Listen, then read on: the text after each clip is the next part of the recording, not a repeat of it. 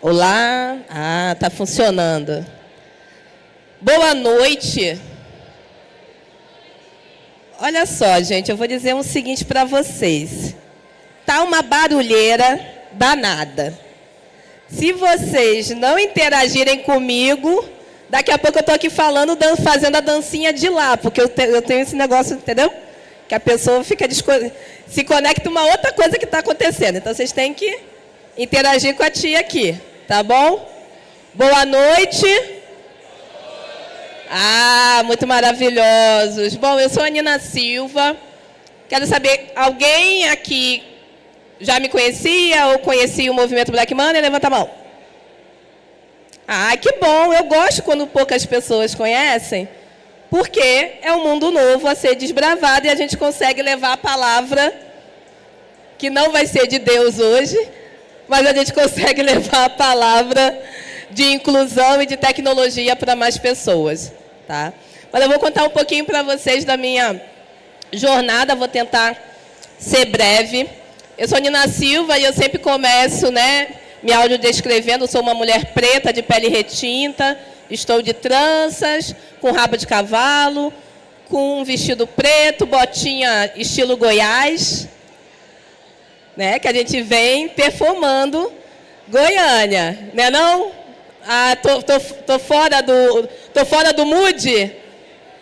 Ah, mas é legal, eu gosto. A gente gosta de fazer essa... Vocês vão para o Rio, vocês vão tudo de regata, não é? Tudo de shortinho. Eu não uso shortinho no Rio. Mas as pessoas performam carioca quando vão para o Rio. Enfim, brincadeiras à parte, eu agradeço o momento de vocês de troca, agradeço também o momento aqui de poder falar um pouquinho, não só da minha trajetória, mas o que a gente vem fazendo na tecnologia, para que a tecnologia seja para todas as pessoas. Então, vocês devem ter lido, né, que a Nina iria falar de tecnologia para quem?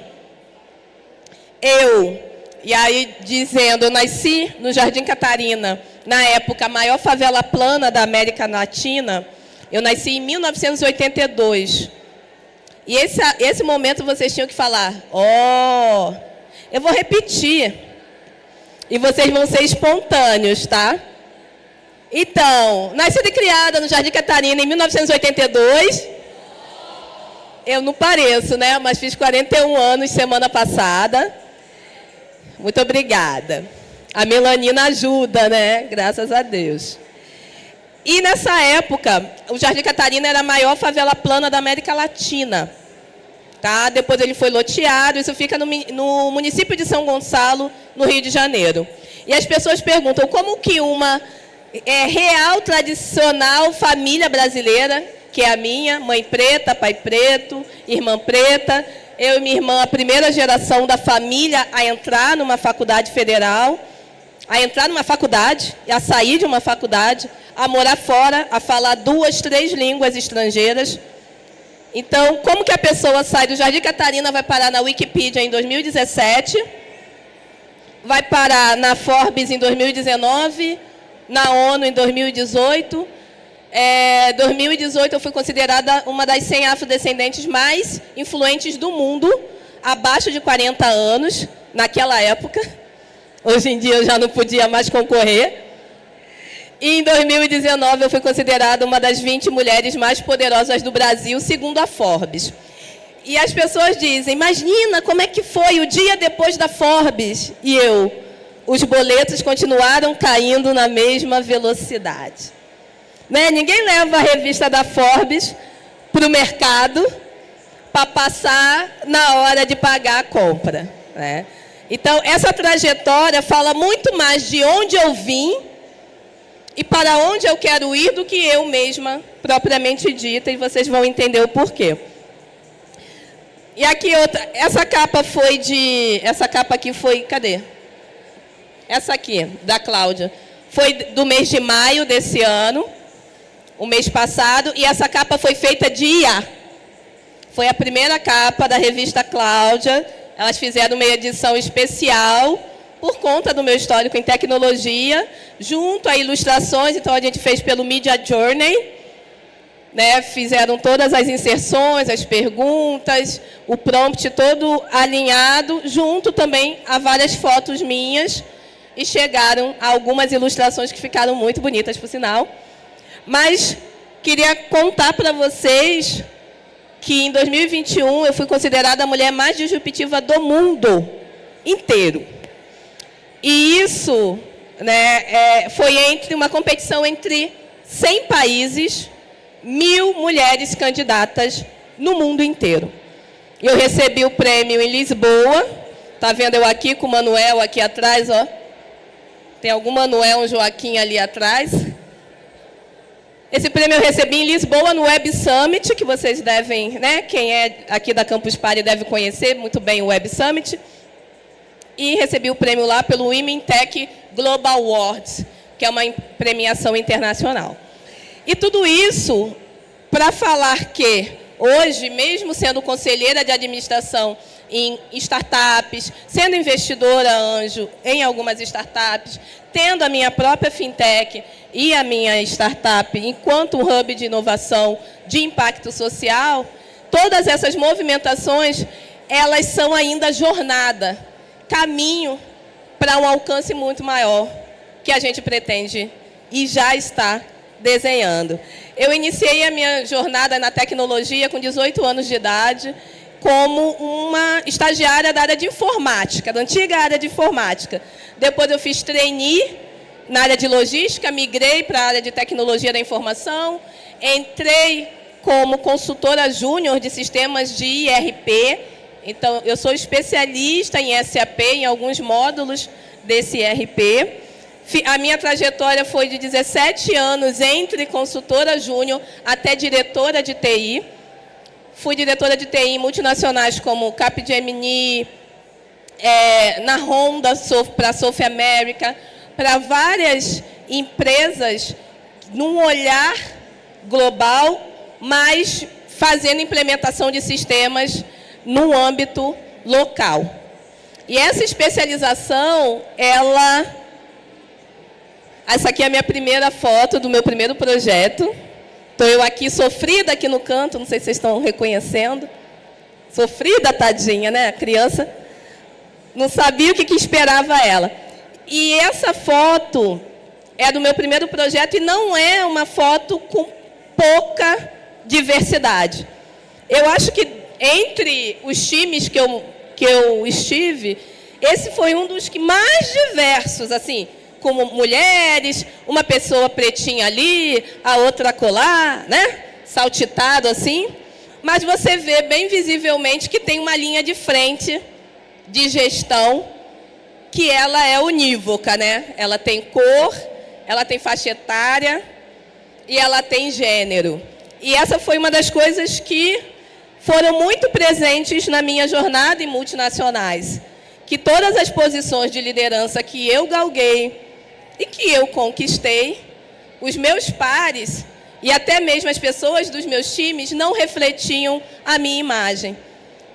E muito menos refletiam a imagem desse Brasil, o qual a gente representa. E esse sempre foi muito o meu questionamento de por que essas estruturas determinantes de relações sociais, elas também refletem as nossas relações institucionais, né? Enquanto no Brasil a gente tem o maior grupo populacional, que são mulheres negras, quer as pessoas queiram, quer as pessoas não queiram, mas somos 28,7% da população, é o maior grupo populacional com recorte de gênero e raça. A gente pode pegar a renda inteira de mulheres negras, que não vai dar a renda do 1% dos homens brancos mais ricos do país. E essas discrepâncias, né, o que tem a ver com a área de tecnologia e o que tem a ver com a jornada da Nina? Tudo.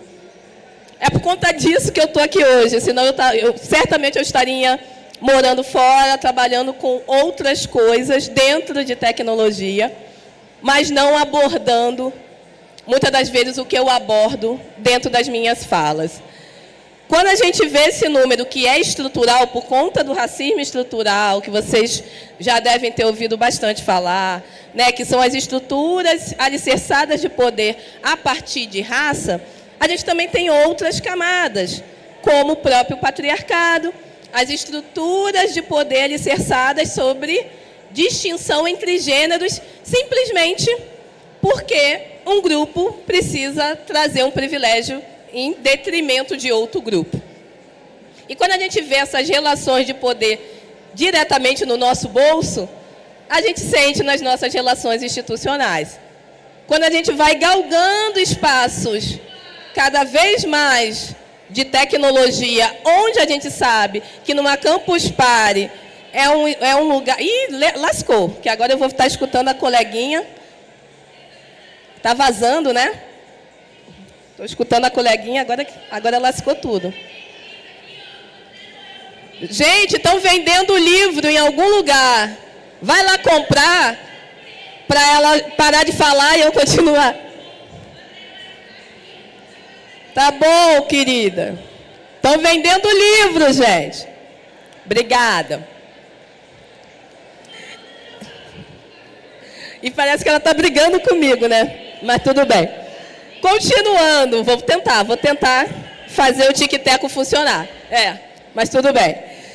Nessa jornada, onde a gente vê, dentro das nossas relações institucionais, que o meu salário, mesmo eu entregando o mesmo que o meu par, não estou falando que o trabalho do meu colega não tem que ser bem remunerado.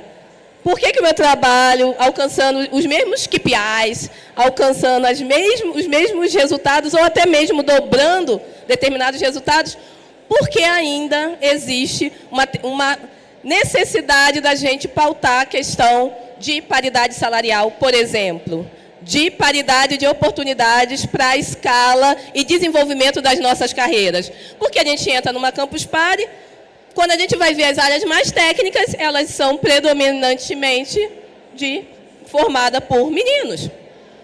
Quando a gente vê um estímulo inicial que a sociedade que nós estamos, ela dá para pessoas que realmente estão pautando e pensando nesse lugar de transformação de mundo a partir da tecnologia, esse lugar é colocado inicialmente como um lugar de transformação desse menino que, né, vai saber lidar com STEM, com as exatas, que vai ter um sucesso maior nessa área.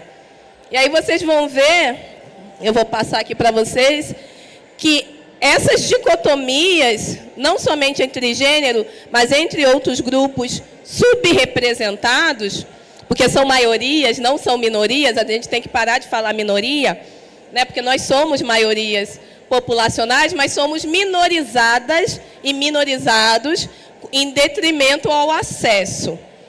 Quando a gente olha antes ou depois da pandemia, ou durante, todos esses espaços sempre foram pautados na mesma estrutura.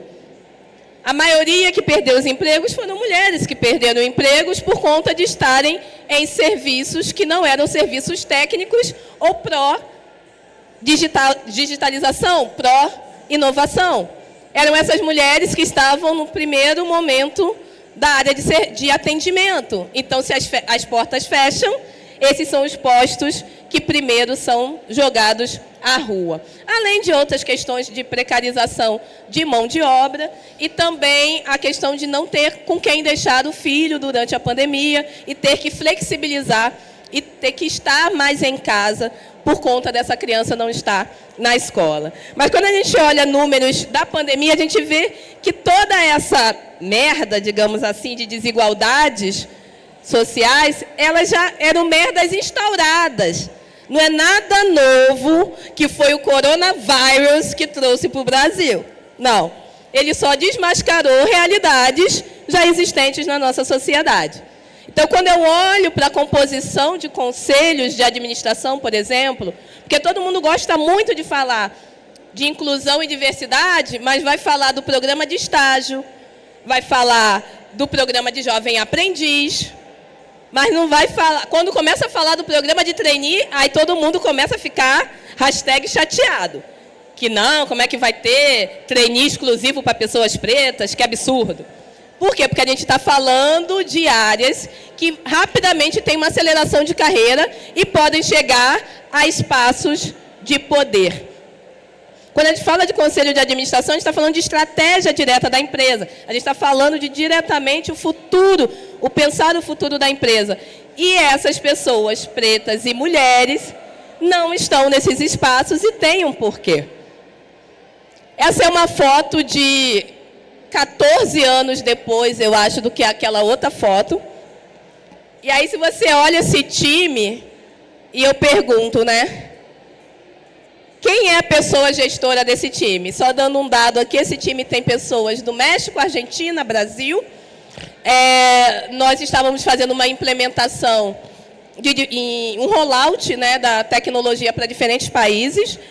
E aqui nós temos a maioria de especialistas e consultores seniores, além da pessoa gestora do time.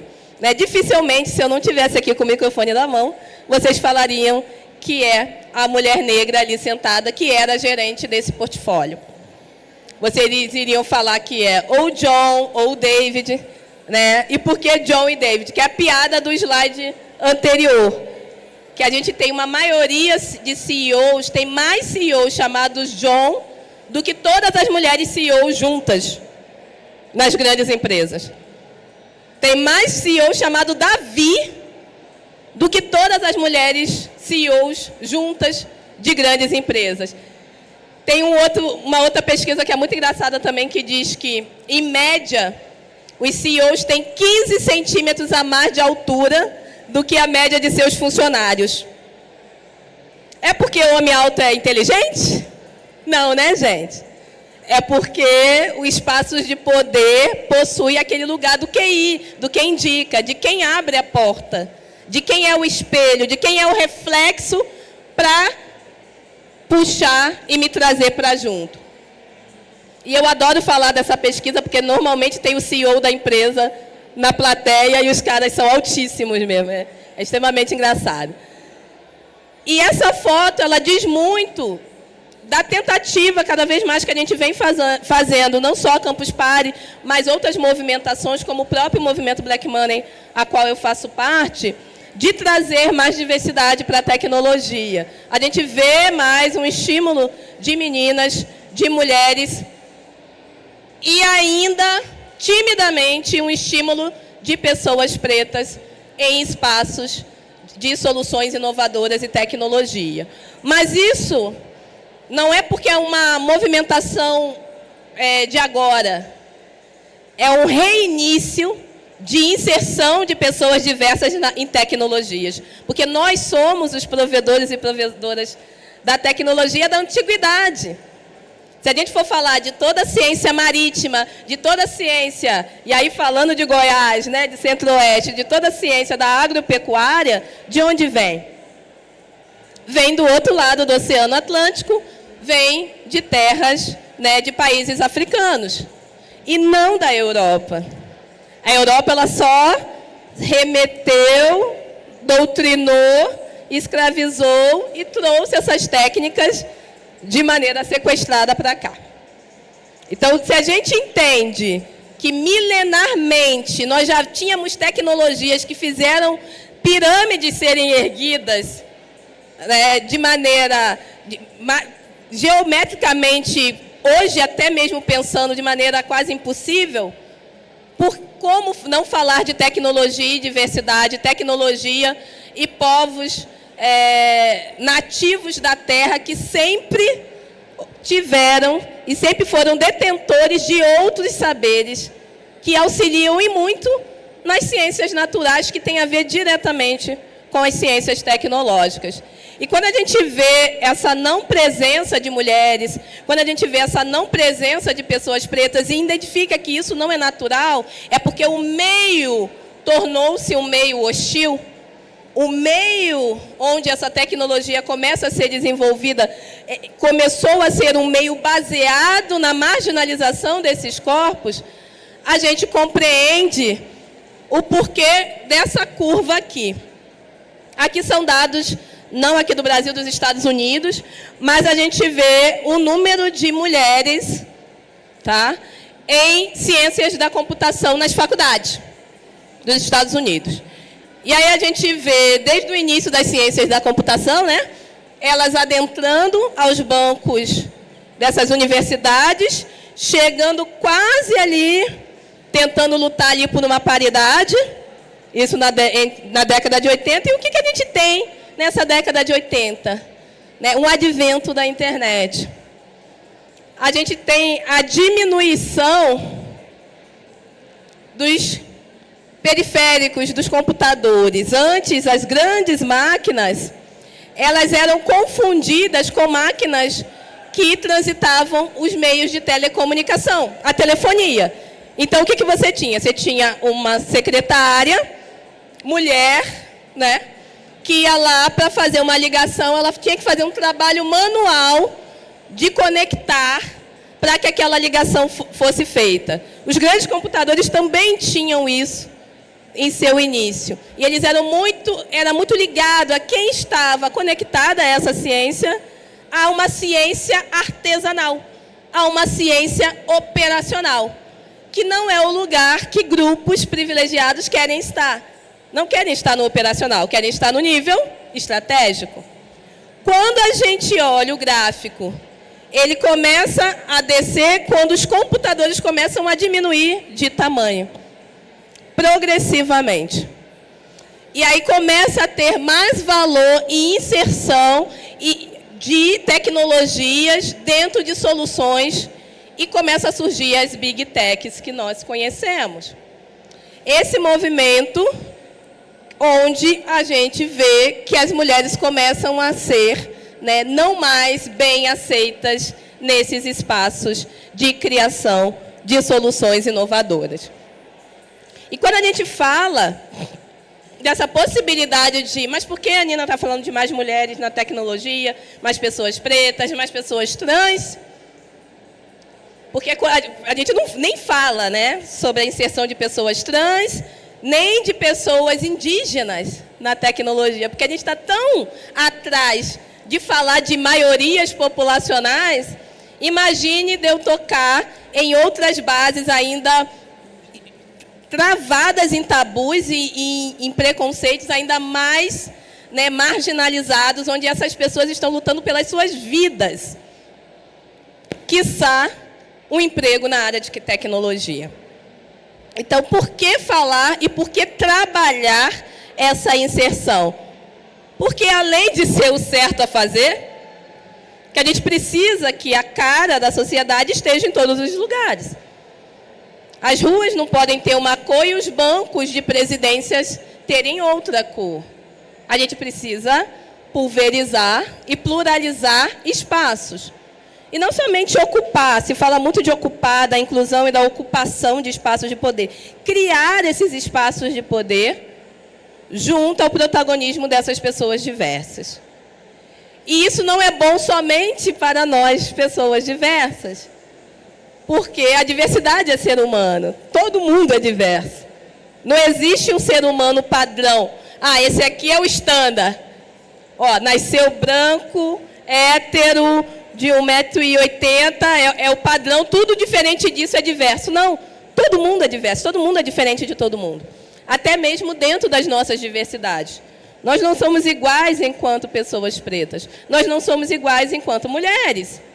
E isso também é a magia e o bom para se criar soluções disruptivas. Para se criar soluções que atendam o maior número de pessoas. Porque se poucas pessoas do mesmo tipo, que foram criadas no mesmo lugar, que fizeram a mesma faculdade, que possuem o mesmo soft e o mesmo hard skill, sentarem para desenhar determinada solução, a gente não tem inovação. A gente tem consenso. E esse consenso, ele vai nichar demais o mercado, ele não vai dar oportunidade desse negócio ou desse grupo impactar o maior número de pessoas. É por isso que a não inclusão é extremamente burra em relação à inserção de dinheiro na nossa sociedade. Até mesmo no bolso desses Jeffs, desses Johns, desses Davids. Quanto mais diversidade de gênero, 25% a mais de lucratividade no bolso desses acionistas, detentores dos meios de produção. Quanto mais diversidade étnico-racial, 35%, e não é a Nina que fala, é a McKinsey, que traz um relatório anual trazendo esses números. E aí também não é só a McKinsey, tem o Jeff, né, que poderia ser John, poderia ser David, mas é o Jeff Bezos, né, gente? É o Jeff falando que diversidade e performance caminham juntas.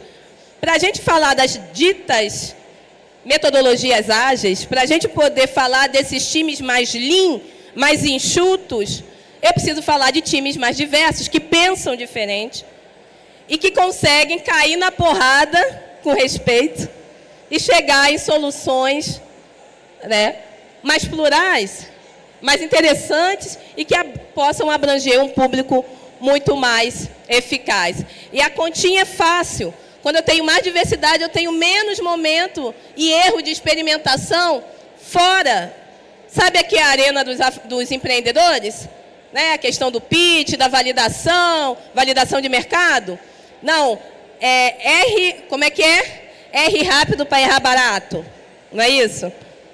R dentro de casa é muito mais barato do que você lançar um MVP, um produto no mercado, para depois trazer de volta, validar, repivotar isso.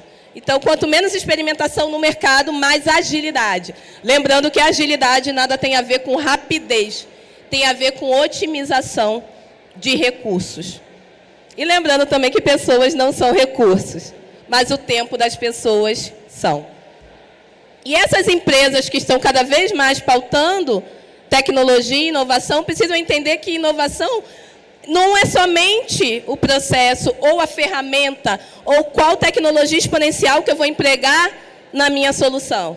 São processos, são métodos, são linhas desenhadas e estruturas para eu chegar, mas também são relacionamentos, pessoas, análise e dos famosos ditos dados, né? Que o mundo hoje é feito de dados. A vida de todo mundo é movida a dados. Todas as inteligências artificiais ou não são movidas a dados, desde que o mundo é mundo. A inteligência artificial ela só se alimenta de dados já existentes. As que estão criando novos dados, os humanos começam a ficar um pouco apavorados.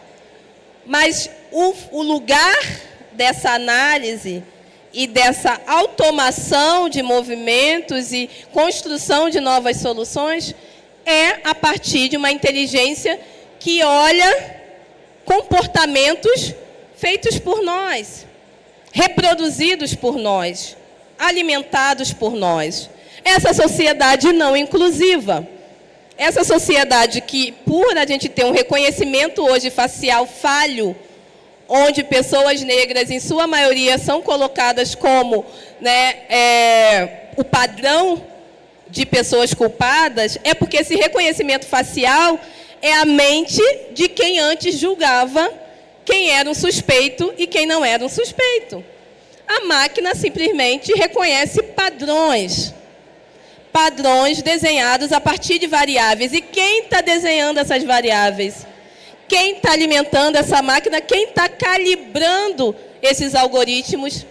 Se não são os mesmos homens brancos de sempre, sem dar a entrada para a construção coletiva a partir da diversidade. Se eu não tenho esses rostos, né, diversos também programando, também assinando o cheque na hora de trazer um novo projeto para a mesa, ou definindo, batendo o martelo numa nova campanha publicitária, eu não vou ter uma representatividade realmente protagonizada por pessoas diversas, e aí eu não tenho inovação. Passando rapidamente pelo que eu falei de tecnologias ancestrais, né, de coisas que são hoje commodities, mas são instrumentos de movimentação primária da nossa indústria, Então, quando a gente fala de agropecuária, é a principal indústria do país.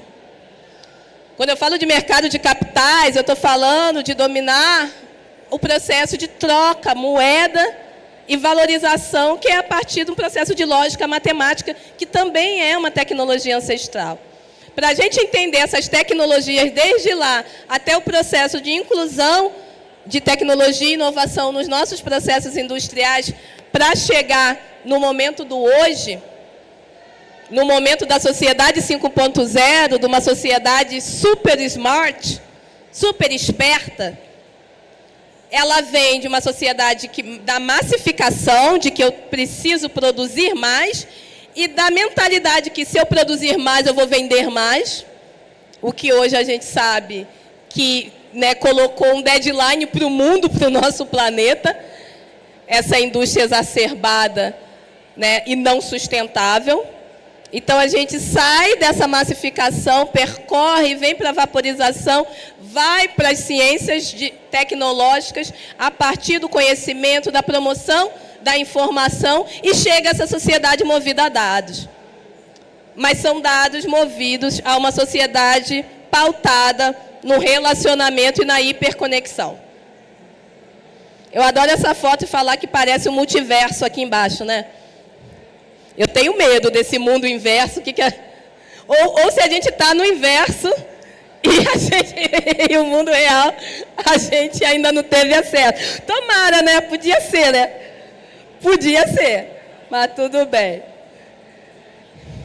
E nesse multiverso da loucura que nós vivenciamos, onde a gente sabe que quanto mais nós temos todas as pessoas em todas as posições, a sociedade lucra mais, né? O bolso de todo mundo está cheio.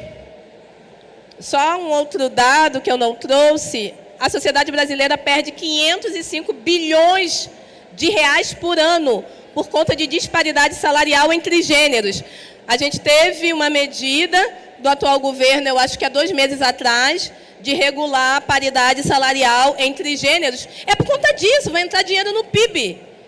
Não é porque é bonito ou é esquerda, direita. Não é populismo, é porque, além do certo a fazer, injeta dinheiro na economia. E quando a gente fala de disparidade entre raças, são 800 bilhões de reais que a gente deixa de botar no nosso PIB por conta de burrice, de não levantar da cadeira do privilégio e de não tratar as pessoas como deveria ser, como pessoas diversas, mas com igualdade de direitos. Só que a sociedade está se movendo. A sociedade entendeu que hoje nós somos proprietários e proprietárias destes dados, que é o que move o futuro a partir da tecnologia. Então, como que eu conserto isso? Existe um movimento chamado Zebras United, que é um movimento de mulheres fundadoras de startups. Essas mulheres, né, elas falam, a gente conserta o que muito unicórnio quebra por aí. Porque todo mundo queria ser unicórnio na década passada. A maioria de vocês não tem idade. Não tem idade, criança, né? Não vai saber. Tem umas crianças. Criança. Eu estava já no Big Bang, você estava onde? No saco escrotal do seu pai. Eu estava trabalhando. Que eu trabalhei na virada do milênio, no Big Bang. Não estava? Ele está assim, realmente eles estavam mesmo. Gente, é brincadeira, tá? Não é ofendendo ninguém, não. Que a pessoa não tem filtro, ela está aqui rindo a beça. Mas é isso. Quando a gente vai falar de unicórnio, só para vocês entenderem, todo mundo queria ser unicórnio. Era um negócio de louco. Há coisa de 5 anos atrás, todo mundo queria ser unicórnio, né? E achava que virar unicórnio era só, eu não sei da onde vem essa ideia, se a gente vê que a maioria dos unicórnios, eles queimam caixa para poder manter a operação durante um tempo, valorar o seu negócio e vender para o próximo idiota. E montar um próximo negócio. E um novo unicórnio, que vai prometer não sei quantos milhões de empregos e vai quebrar porque não tem sustentabilidade para devolver essa grana para os seus investidores. E essa é uma máquina que é quase filho da antiga economia, daquela indústria de grandes ativos que eram outros tipos de bens. Agora os ativos parecem ser, né, papéis diagnosticados em fumaça de entregas. E as Zebras United, elas falam muito sobre isso. Nós temos entrega. A cada $1 investido, a gente retorna 78 centavos de dólar. Enquanto a maioria dos unicórnios, a cada $1 investido, retornam 31 centavos. Quando retornam para esses investidores? Só que apenas 4% do dinheiro de investimentos em startups vão para fundadoras mulheres. Apenas 1% de dinheiro que roda no mundo, de Venture Capital, Seed Capital e Capitals e afins, vão para negócios de pessoas de diferentes etnicidades e raças. E por que isso? Porque as pessoas desenvolvem, muito bem, obrigada, um investimento nos seus espelhos, nos seus iguais. Independente do resultado, muitas das vezes, que essa solução entrega não só financeiramente, mas até mesmo de impacto para o mundo. E por que o movimento se chama Zebra? Porque Zebra é preto no branco, né? Você pode ter o propósito e o lucro juntos. Você não pode, não é, você vai ser uma ONG, não, você pode ser um negócio de impacto. Zebras também são mutualistas, elas andam e nós estamos no momento da colaboração, da competição, onde pessoas e empresas que eram das mesmas áreas concorrentes estão fazendo collabs, cocriações. Isso é muito comum e muitas pessoas começaram a identificar, nossa, mas estou vendo, né, duas empresas que atendem o mesmo público trabalhando juntas. Sim, isso é Open Innovation e é também um processo de ampliar o mercado para dominar, continuar dominando o mercado. E as Zebras fazem muito bem isso. Já o unicórnio acha que vai quebrar todo mundo que veio antes, porque eu sou a nova solução e nada do que houve antes presta. E tem outra, né? Zebra existe. Agora, unicórnio, eu não sei o que andam servindo aí na Campus Party, se vocês estão achando que o unicórnio existe. Mas essa dinâmica, quando eu trouxe o roadmap ali das revoluções até a Revolução 4.0 e hoje a Web 3, que eu vou entrar agora, o conceito, todas essas transformações, a cada ano, a cada mês, a gente vai ver muito mais acelerado do que aquelas curvas que nós vimos, que foram entre séculos, depois entre dezenas, e hoje a gente vê um rompimento de barreiras e também obsolescência de tecnologias em coisa de 1 ano ou até meses. Então, toda a indústria hoje está pautada em se transformar. A gente vem da essência do sell, vender e comprar. E aí vai denunciar a idade agora, hein? Quem lembra? Compre batom, compre batom. Seu filho merece batom. Tem um público jovem, mas tem um público kakura também. Nada de etarismo aqui, tá, gente? Eu sou 40 a mais e estou aqui representando a década de 80 e anteriores.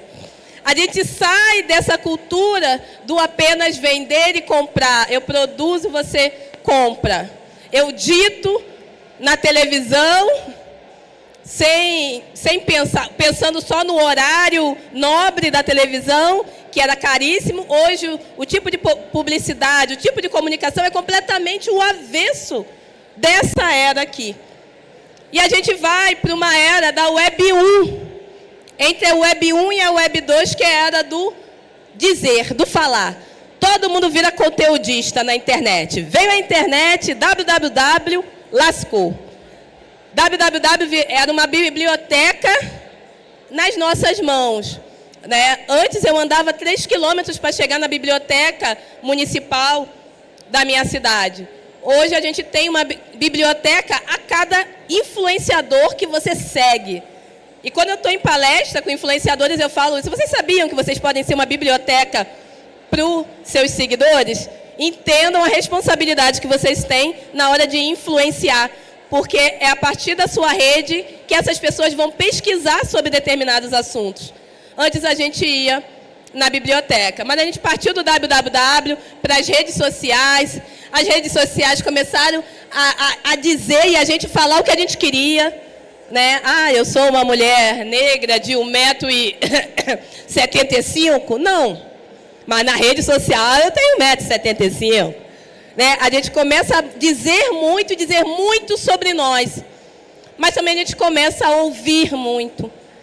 A gente começa a entender que quanto mais parecido comigo, mais eu me motivo. Quanto mais espelho eu tenho em determinadas posições, mais eu sinto que eu posso chegar naquele lugar.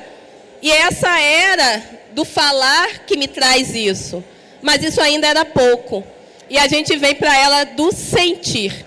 E é aí que cabe metaverso, é aí que cabe tudo e qualquer coisa que a blockchain nos proporciona. E um evento como esse, extremamente de sentidos.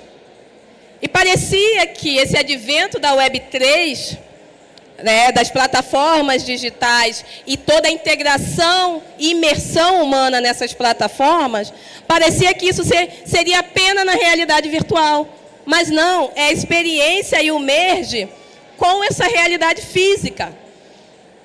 E o Phygital, ele vem não somente para ditar outro lugar de compra e venda e consumo, principalmente consumo de informação, mas também vem para o lugar do eu quero sentir novas experiências, eu quero produzir novas soluções, eu quero ditar tecnologia, mas eu quero principalmente estar junto de uma comunidade, onde eu esteja envolvida com propósito. Eu não compro e vendo mais só porque parece legal, só porque a televisão ditava. Hoje, eu tenho a possibilidade de estar numa comunicação muito mais integrativa, muito mais on time do que antes eu tinha. Então, se a gente chega aqui, tudo aqui é a era da centralização e a transformação da comunicação. É que eu não tenho muito tempo para poder falar de tudo isso, mas você imagine, a gente estava na era do cinema, onde eu tinha um telão a não sei quantos metros de distância.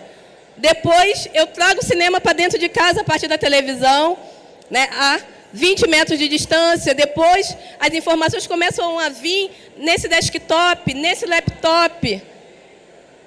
E aí, a partir dali, eu tenho um smartphone na palma da minha mão. E agora eu tenho lentes, óculos e outras possibilidades de interações quase que dentro de mim, como diz o Black Mirror, né, e que eu acredito em muito, de muitas tecnologias que ainda não estão disponíveis para a gente no mercado, mas já estão sendo testadas. Então, como que eu utilizo desse lugar de inúmeras possibilidades, de inúmeras tecnologias, e aí a gente fica preocupado em decorar cada letrinha, preocupado em entender como é que eu vou entrar no metaverso, como é que é esse negócio de IoT, como é que eu vou pedir a minha comida no supermercado a partir da minha geladeira? Será que a minha geladeira vai estar conectada ao meu armário? Que vai estar conectado com o meu celular? Que antes de chegar em casa, a minha comida vai estar pronta? Opa! Mas o que a gente não entende é que essas tecnologias elas fazem parte de um conceito ainda muito maior, que é o conceito da era de humanos à frente e integrados a todas as tecnologias possíveis. E não a obsolescência, o não uso. E aí eu tenho um exemplo muito básico, que é o uso do caixa eletrônico. Caixa eletrônica, caixa 24 horas. No mundo de um Pix, a gente fica achando que isso não é mais, né? Ninguém precisa mais de um caixa 24 horas, a gente tem o Pix. Eu mesma quase não boto a mão em moeda. E aí a gente vai ver, dentro das comunidades, ao longo dos últimos 5 anos, principalmente com a pandemia, aumentou em 200% o número de caixas 24 horas em comunidades e periferias no Brasil. Por quê? Porque são espaços ainda marginalizados de determinadas tecnologias, meu amor. E não é porque eles não conseguem fazer Pix, não. É porque é muito mais prático e também o inserir e manter aquele recurso dentro da própria região, dentro do próprio local, fazendo aquela comunidade ali girar. E é o mesmo conceito de uma criptomoeda, é o mesmo conceito de uma NFT, onde esse ativo, no caso digital, ele vem monetizar as minhas relações com os meus e minhas. Entende que o Caixa 24 Horas hoje em Paraisópolis é tecnologia também? Mas no meu bairro, no Itaim, não é. Então, tecnologia para quem, aonde? E o que realmente é tecnologia, se não são ferramentas para facilitar e otimizar o dia a dia de nós, seres humaninhos. Muito se fala de mudanças tecnológicas, pouco se fala desses comportamentos e essas mudanças. Principalmente porque essas mudanças também estão mudando os nossos hábitos de consumo e os nossos hábitos de relacionamento, supervalorizando essas presenças virtuais, até mesmo em espaços físicos. E aí, Nina, você começou falando da sua carreira, né? Eu não entro a fundo na minha carreira, mas para vocês entenderem, foram 17 anos onde eu tive um burnout, morei nos Estados Unidos, tive times diversos e times não diversos, e recebi salários menores, né? Tive muitas barreiras de empregar e entreguei muito, mas muito valor para grandes empresas. Mas eu perguntei que parte do meu sonho eu estou construindo hoje, qual possibilidade que eu vou poder transformar, né? Já que dizem que os próximos 10 anos serão cruciais e vão transformar as nossas vidas e qualquer indústria, eu digo que não somente os próximos 10 anos, mas agora já é o momento dessas transformações a cada interação e possibilidade de uma ferramenta poderosa na mão de uma criança dessa que a gente está vendo aqui, na mão de uma jovem menina que a gente está vendo aqui, nas mãos de investimento em startups de pessoas com deficiência que a gente pode fazer movimentos intencionais para realizar. A transformação deve começar de agora. E o que é o futuro?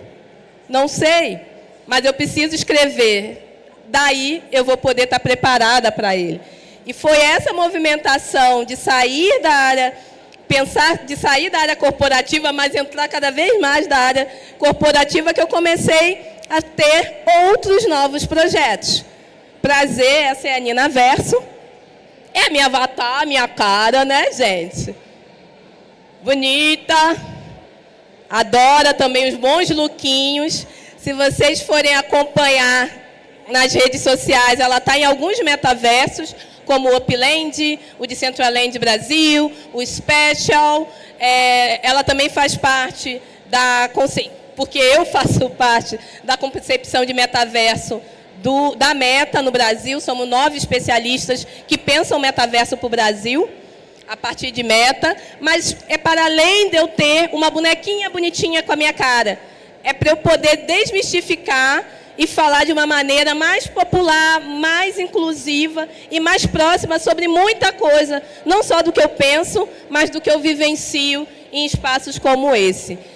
E a Nina Verso já teve em tudo que é lugar, desde a Copa do Catar, ano passado, que ela foi comigo, até a Southwest, né, o SXSW, que eu não fui fisicamente, mas ela foi virtualmente, e eu narrei nas redes dela, a partir de palestras que eu vi online, eu fui narrando sobre o nosso olhar das Ninas, as novas tecnologias apresentadas no evento. Então, olha a possibilidade infinita de você visitar outras, né, composições e estruturas sem até mesmo sair do seu lugar, mas poder manifestar os seus sentidos e o seu conhecimento, né? Porque as pessoas hoje, a gente diz, pessoas gostam de pessoas, então personalize a sua marca, personalize a sua empresa. Hoje eu digo que pessoas gostam de comunidade, gostam de coletivo, gostam de sentir pertencente. Para além de gostar de pessoas, gosta de sentir acolhido e de acolher. E quando a gente entende como pessoas, como profissionais, principalmente de tecnologia, como empresas movidas por tecnologia, que hoje a gente é movido pela comunidade e não somente a quantidade de seguidores que a gente tem nessa Web3, a gente entende a infinidade de soluções e possibilidades dessa blockchain. Aqui a Nina Verso, ela é embaixadora da Unicef em projetos sociais dessa realidade aqui, física. Então, hoje, nós apoiamos aulas para pessoas em vulnerabilidade, jovens em vulnerabilidade social, que estão aprendendo novas tecnologias disruptivas de maneira gratuita, além de fazer parte de campanhas com outros avatares, onde aqui a gente falou no 8 de março sobre o protagonismo de mulheres invisíveis, dando visibilidade a outras mulheres nas nossas redes. Eu também faço parte hoje do projeto IVE, que é um projeto de democratização de NFTs e do mundo de tecnologia e investimentos para mulheres. Então, a gente trata desde a educação até a tokenização de obras de mulheres. Isso porque, no mundo das NFTs, a gente ainda tem uma exclusão muito grande de artistas mulheres se beneficiando e entrando nesse mercado.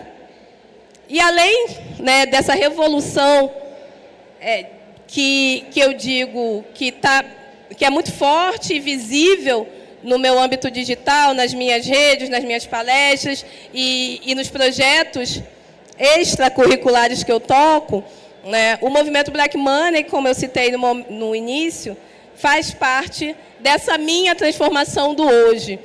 Foi quando eu falei, eu parei de pedir inclusão ou de sentar na cadeira da mesa do outro. Eu vou construir os meus próprios castelos, os meus próprios espaços e trazer pessoas como eu para espaços de poder. Se eles não existem para nós, a gente cria. E isso é possível porque a gente movimenta também a economia. Os nossos recursos, sejam eles menores, eles podem também ser recursos investidos diretamente na nossa própria comunidade, seja ela qual for. No nosso caso, uma das maiores comunidades do Brasil, 56% da população, 118 milhões de pessoas afrodescendentes autodeclaradas, que movimentam 1,9 trilhão de reais. E que a gente falou, chega, basta, o que a gente faz para unir e criar um hub de tecnologias para a inclusão produtiva dessas pessoas e o desenvolvimento econômico com protagonismo.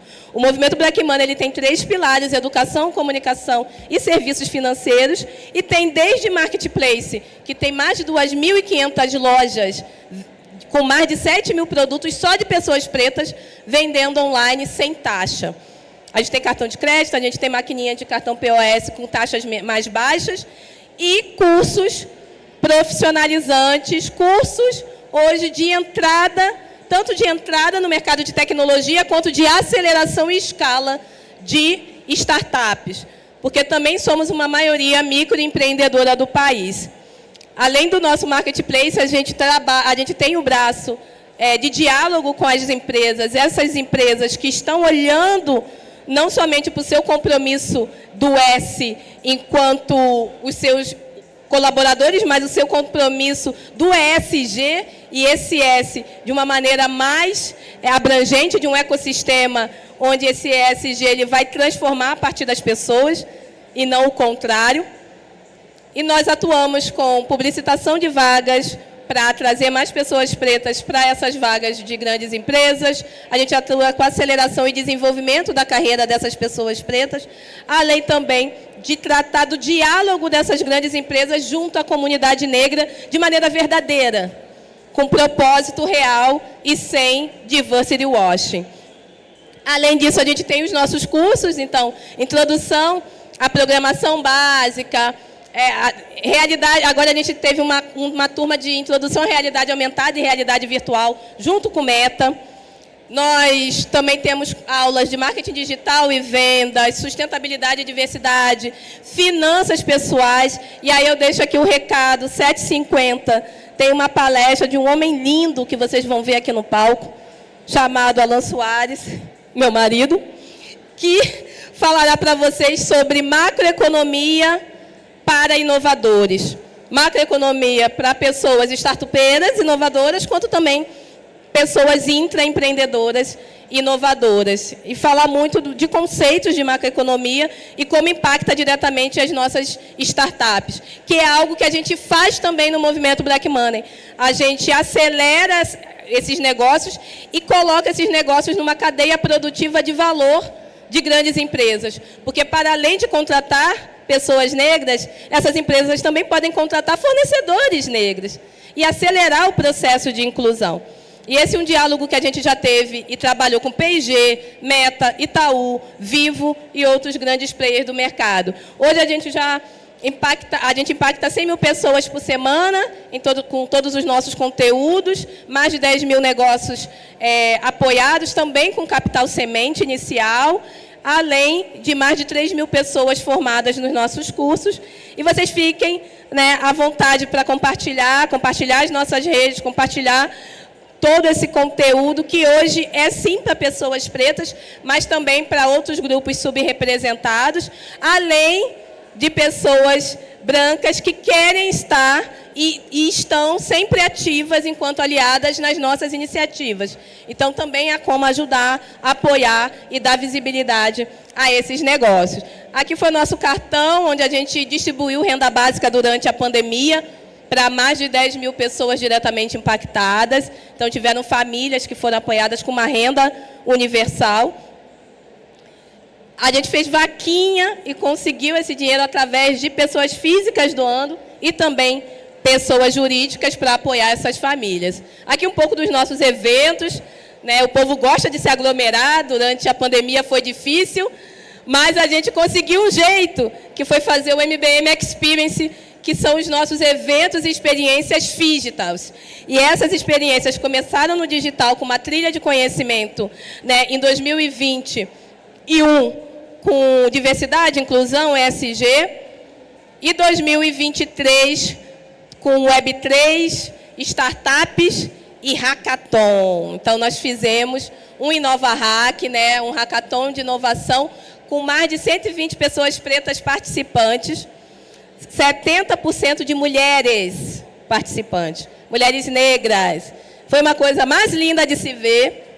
Nossos mentores e mentoras, a maioria pessoas pretas, mas tinham pessoas não negras também, mentorando 3 dias, 21, 22 e 23 de abril, onde saíram 18 equipes e todas elas hoje aceleradas pelo Sebrae. Todas as equipes hoje continuaram na trilha de conhecimento do Sebrae Startups e as 5 primeiras receberam também um destaque nessa aceleração, além dos 3 primeiros lugares que receberam premiação em dinheiro. Nada como uma Campus Party, mas a gente não tem 1/10 de patrocínio que a Campus Party tem no momento, quiçá um dia, né? Mas aqui vocês encontram um pouco, principalmente da trilha de conhecimento que ficou e fica disponível em todas as nossas redes. No nosso YouTube tem muito material desses anos todos. E aqui nós tivemos trilhas de conhecimento sobre metaverso, inteligência artificial, né, blockchain, ciclos de mercado para startups, entre outras novas tecnologias e novos desafios para a nova economia. Aqui algumas das de fomentos nossos, premiações e parceiros. Eu acabei de vir semana passada de Londres, onde nós apresentamos para um grupo. Nós fomos eleitos um case global da Nest, que é um fundo de impacto. Então, eu fui para lá para apresentar o movimento Black Money e foi falado que nada parecido está sendo feito na Europa. E a gente espera que a gente possa trazer e fomentar outros agentes que apoiem diretamente, né, com inclusão e protagonismo e desenvolvimento, usando a tecnologia, mas impactando diretamente todas as pessoas. Sou Nina Silva, eu agradeço imensamente o apoio de vocês, a escuta, e que ninguém levantou. Fiquei feliz que ninguém foi embora. Obrigada, gente. Sigam as redes. Parabéns por estarem nesse espaço de diálogo e de transformação, porque são eventos assim que estão fazendo a diferença de oportunidades numa economia que está cada dia mais difícil. Mas vamos fazer o certo. Conto com vocês. Beijo.